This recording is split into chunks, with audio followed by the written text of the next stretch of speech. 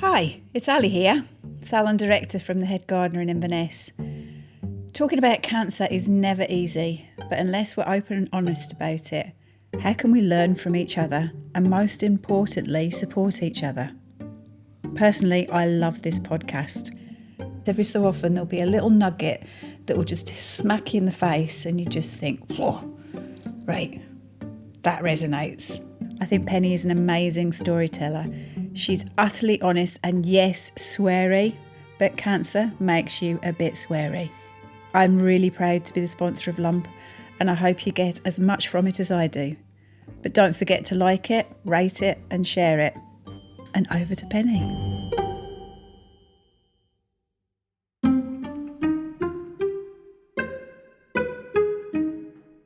A love song to the lost.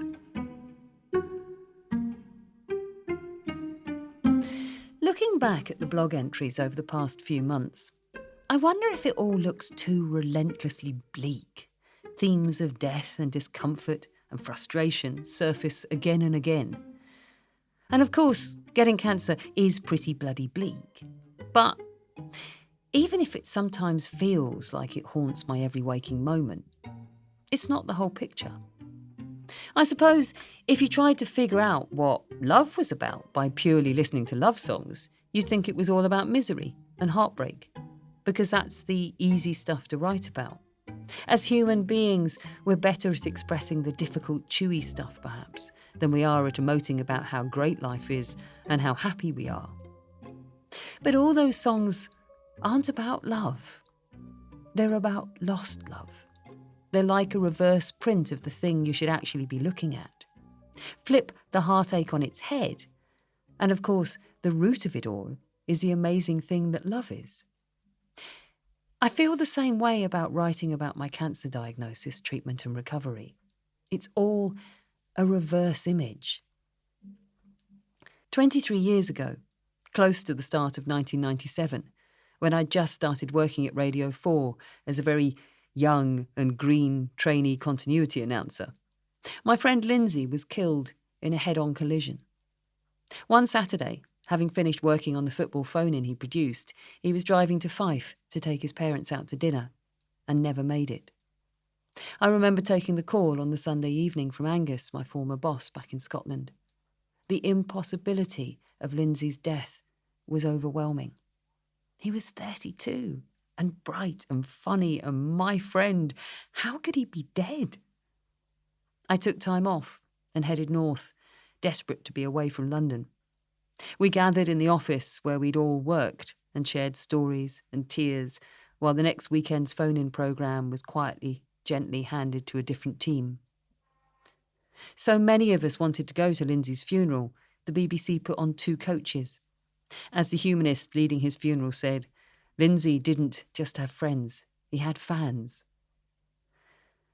A bit like my feelings of frustration and outrage at the injustice of cancer that I now push ahead of me each day.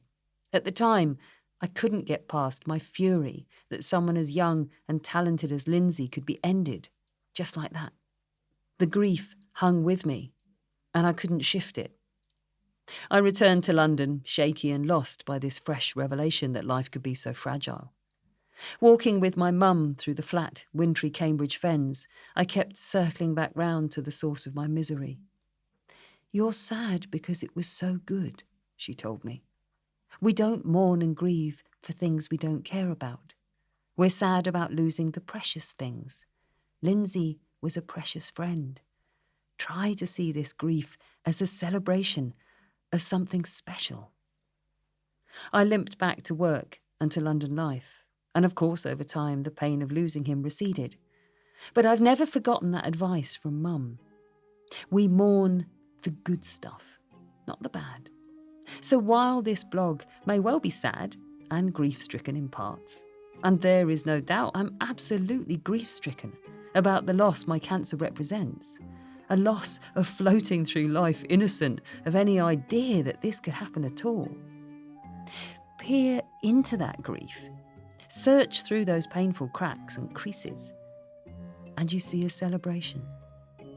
The trick, as I now see it, is to learn how to write a love song to this current life, to find joy in every breath of this post-cancer world, and find a way to express that celebration rather than its mirror image.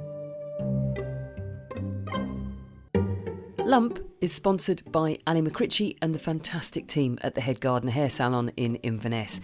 Without them, it simply wouldn't be possible, so a massive thanks to them for all their support. If you like Lump, make sure you tell the team when you're next in the salon and they'll give you a free gift. Coming up in the next episode, my body was being lit up by rays of activity, pockets of moments in each day where I thought, this will do. I can live like this. Lump is written and presented by me, Penny Stewart, and produced by Adventurous Audio.